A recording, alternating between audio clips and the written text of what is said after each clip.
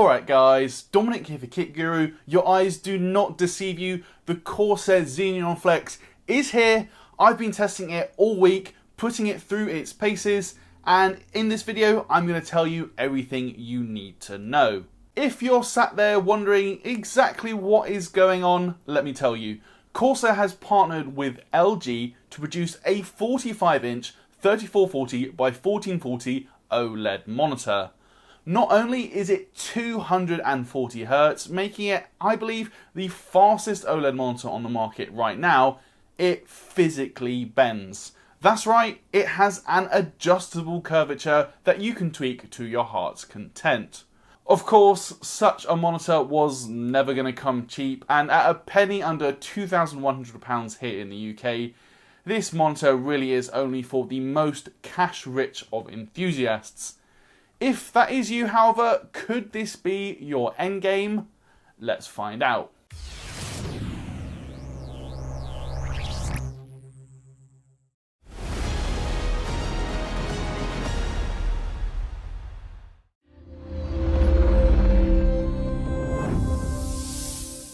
Just before we do go ahead and dive into the details, however, I do need to make just one thing clear, and that is, unfortunately, the sample I was sent is described by Corsair as a late stage prototype.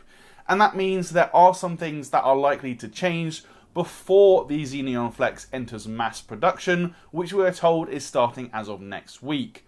For instance, a final firmware update will be applied, which is meant to change the out-of-the-box color accuracy, as well as the overall peak brightness, and we're also told that there will be a few small tweaks to the flex mechanism itself. Now, this is unfortunate as it does mean I can't really give you an exact review of the Xeneon Flex as if you went out and bought one yourself when they are available in Q1 of next year. I can, however, kind of describe the overall experience of using a bendy screen like this, so of course I will do my best to share my overall experience with you guys in this video. Starting things off then with a quick look at the design of the Flex. For such a large monitor, I have to say that the actual styling is fairly low key.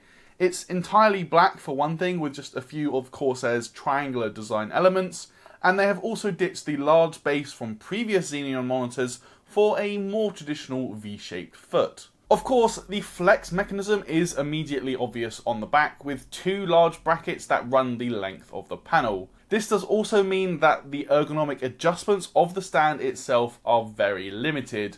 There's no height adjust or swivel, for instance, and you only get tilt from 7 degrees downwards to 15 degrees upwards. I'd also imagine that the flex mechanism was behind the decision to put all of the inputs in this kind of rear hub area where you can see all of the ports stacked vertically on top of each other. The connectors here include two HDMI 2.1, DisplayPort 1.4, a USB Type-C that does support DP alt mode, and you also get two USB 5 gigabit per second ports and a USB Type-C upstream. I can't say I really mind this orientation, but it does mean some of your cables, especially the thicker display ports, they can stick out a little bit, but I wouldn't say it's the end of the world. I do, however, really like the front-facing I/O. As you can see, the power buttons, the OSD joystick, and the USB pass-through ports are all accessible on the front of the monitor, and that just means there's no awkward reaching around to the back or the sides of your screen to access these ports.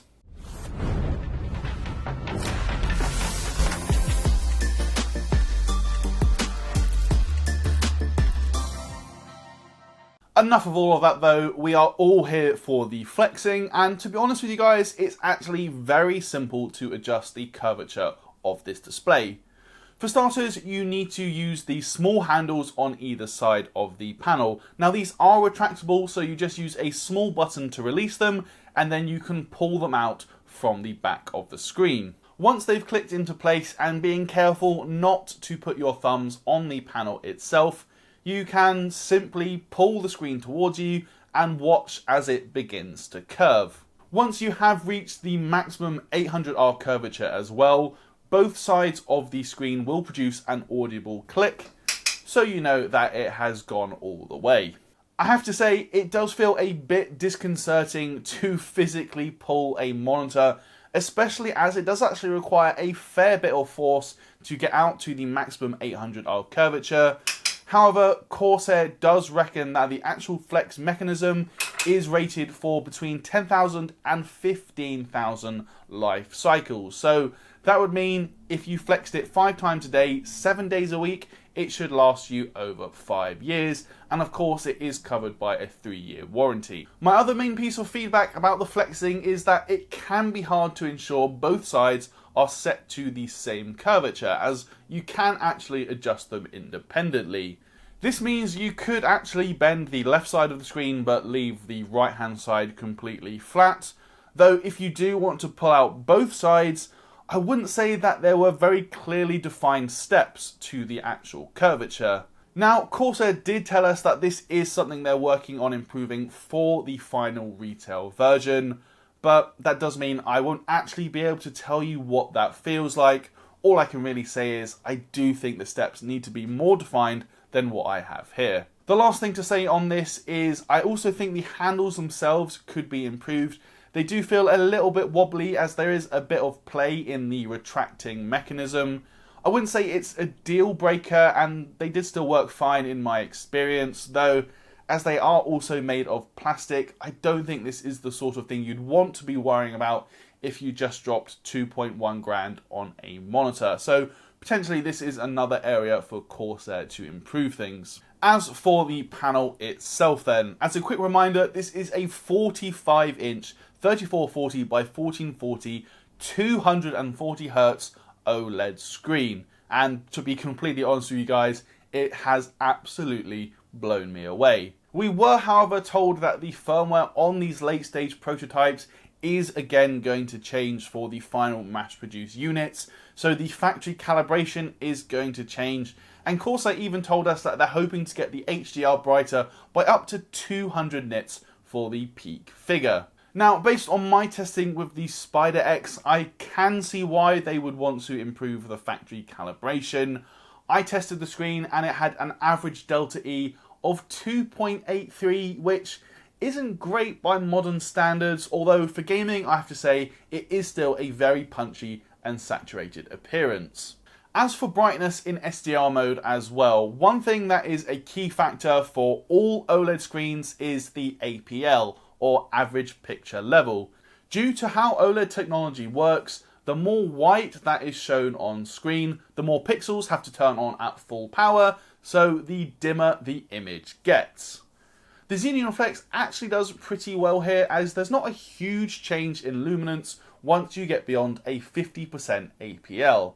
With the brightness set to 100% in the OSD, I did a quick few tests and I measured 141 nits with a 100% white image, increasing to 260 nits at a 75% window, and then 340 nits at 50%, which was also similar for the 25% APL.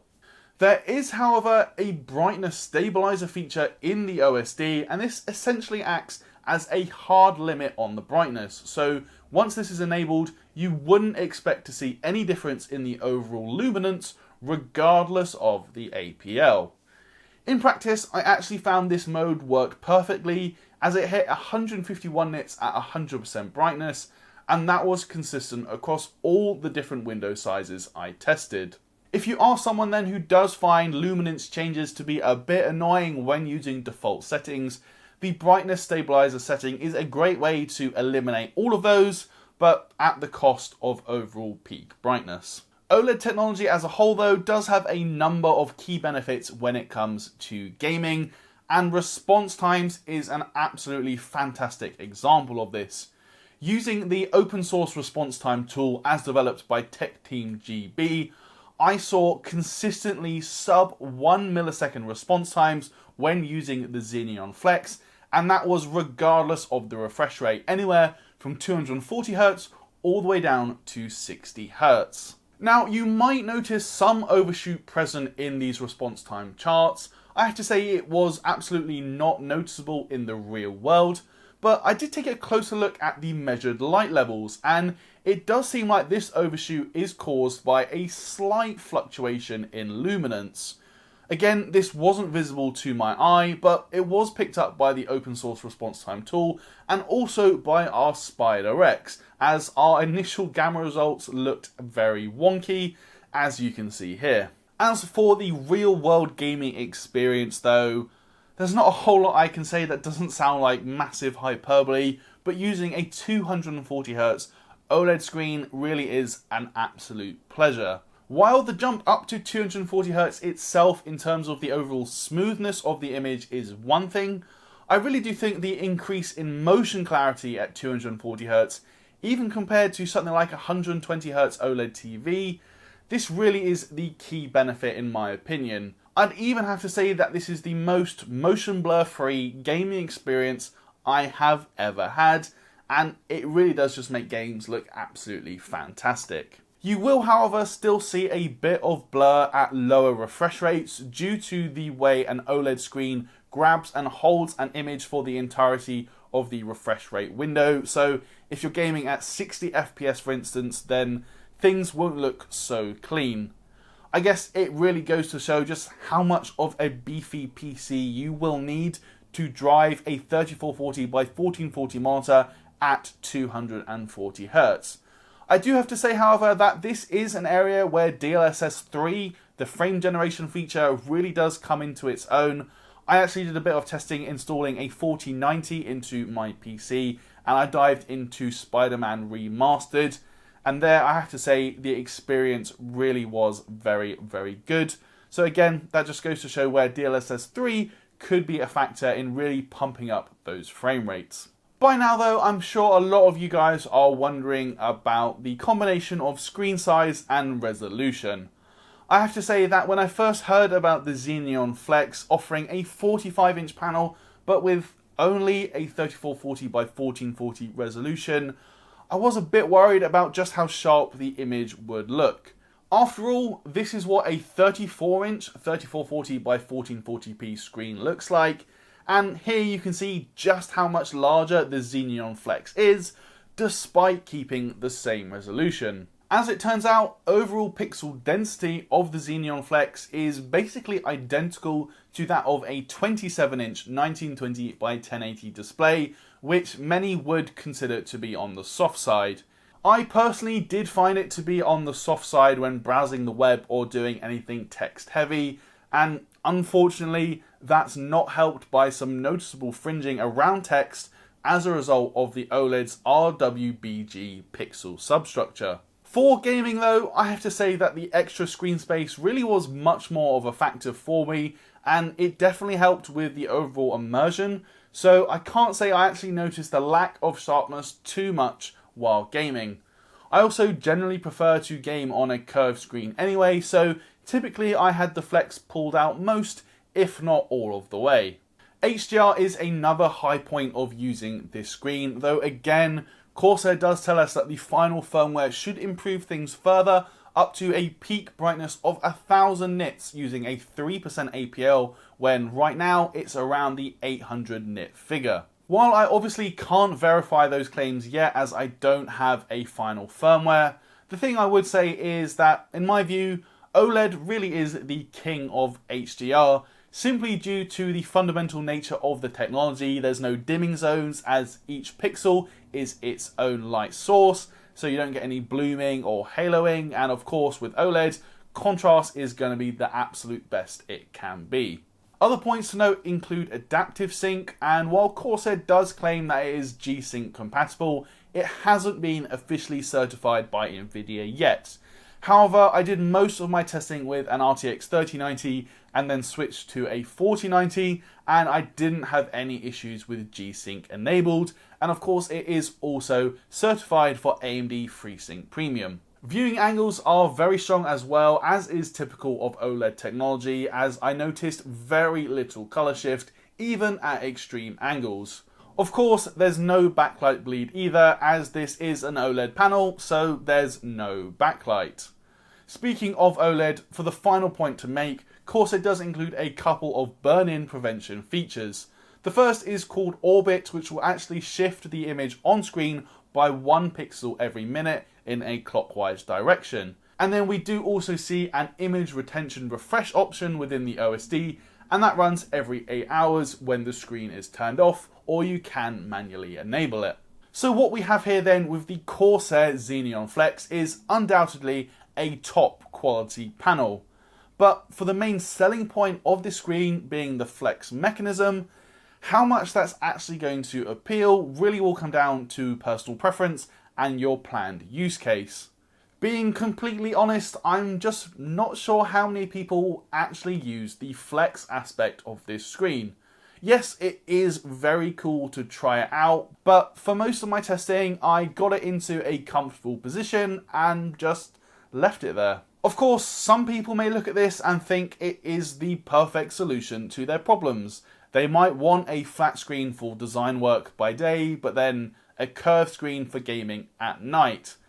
The point I'm trying to get across is I just really don't know how many people would actually end up doing that and flexing the screen on a regular basis. The LG panel itself though is absolutely fantastic. I really do have to say that gaming at 240Hz on an OLED screen is absolutely unrivaled in my opinion due to the overall clarity and lack of motion blur. LG has, however, already announced a fixed curvature version using the same OLED panel, so if you don't want to drop over $2,000 on the Flex, then surely that is going to be a cheaper option. Ultimately though, I do think a lot of these points may end up being entirely academic, as to me it seems like Corsair is kind of using this as a halo product to get their name out into the monitor market a bit more and maybe get a few more eyeballs on their more traditional Xeneon screens. After all, who knows how many people are actually going to drop over £2,000 on this bendable OLED.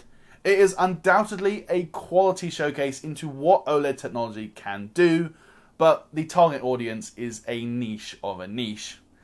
Anyway guys, that is going to do it for this review. If you liked it, please do toss me a thumbs up and let me know your thoughts on this screen down in the comments below. Safe to say, it is pretty bonkers. If you haven't subscribed already, please do and ring that notification bell so you won't miss when we upload a new video. We'd also love to come chat with you guys on our Discord server, so a link for that is in the description below. And while you're there, you can also find a link to our brand new merch store where you can pick up a pretty cool design like these on screen now. And lastly, if you are feeling particularly generous, it would be awesome if you guys would consider backing us on Patreon. Again, links in the description. That's it for this one though guys. I'm Dominic for Kit Guru and I'll see you in the next video.